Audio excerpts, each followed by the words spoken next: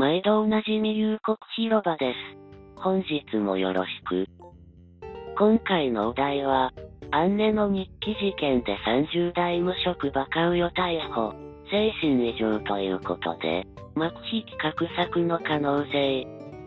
東京都内の図書館や書店で、アンネの日記などユダヤ人迫害本が相次いで破られた器物損壊事件に絡み、被害に遭った豊島区内の書店に不法侵入したとして、警視庁捜査一課が建造物不法侵入容疑で30代の無職男を逮捕したことが分かった。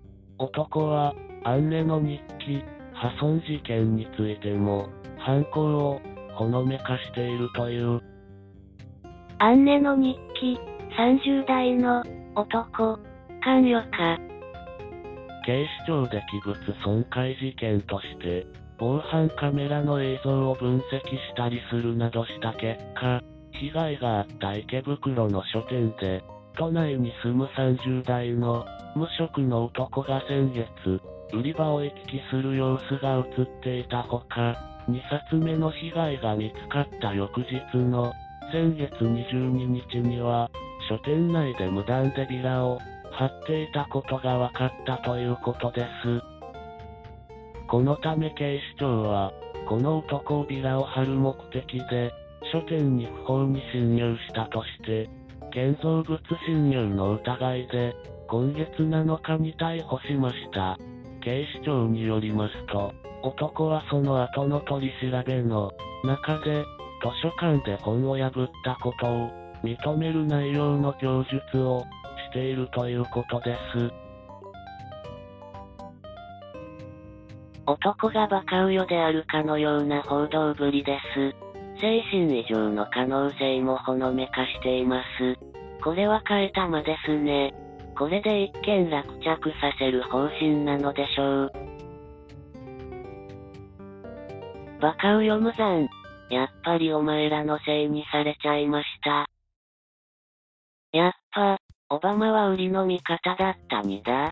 ちょっぱりはいい加減に諦めて、売りに早く謝罪と賠償するにだ。もたもたしていると、倍返しにだ。まあ、一人は見つかったってことなんだろうけど、あの一連の損壊事件を、こいつが一人だけでやったとはどうにも思えないんだよな。犯人の国籍とか出自とか、悪意さえ感じる、憶測として色々言われているんで、早くこいつの氏名や住所、所属なんかを発表してもらいたいね。発表してもどうせデタラメです。交換の意見。いつも言っている、リンクド池袋でこんなことがあっていたとは。本を破るという時点で私から見るとありえません。壁役が数人いたんでしょ。情弱の妄言。日本の警察は、狙った犯人は必ず捕らえる。今回は地道に、基本に忠実な、手順通りの捜査をしたのだろう。確かに、狙った犯人は必ず捕らえます。了解済みだから当たり前。情弱の妄言。これは、八つ当たり的な犯行だと思うが、国家権力に向かっていけない、気の小さな野郎の不満解消のための行動なのだろう。それだけに捕まえて身元を公表してこっぴどく叱ってやるのが良いだろう。洗脳されているな。工作員の書き込みか？情弱の妄言。捕まってよかったと思うのですが、意味不明なことを言って無罪放免してもらおうとの、姑息な考えが卑怯です。お前もお花畑だな。交換の意見。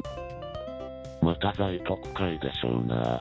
在特会と芝機体を韓国へ送って、思う存分殺し合っていただきたい。じゃないと思いますよ。スポンサーは同じでしょうが、使い捨ての鉄砲玉です。バカウヨの意見。何を考えて公共物を破壊したのか、しっかりと調査して国民に知らせるべきだ。アンネの日記という世界的に読まれている書物を冒涜することで何が生まれるのか。安倍さんの写真を貼り付けて足毛にする韓国人がいたが、安倍さんの隣にアンネ・フランクの写真もあった。なぜ？統一教会との兼ね合いがあるのか、それともただ単にバカなのか。言われた通りやっていただけでしょう。頭が悪いのは確かだが。ご清聴ありがとうございました。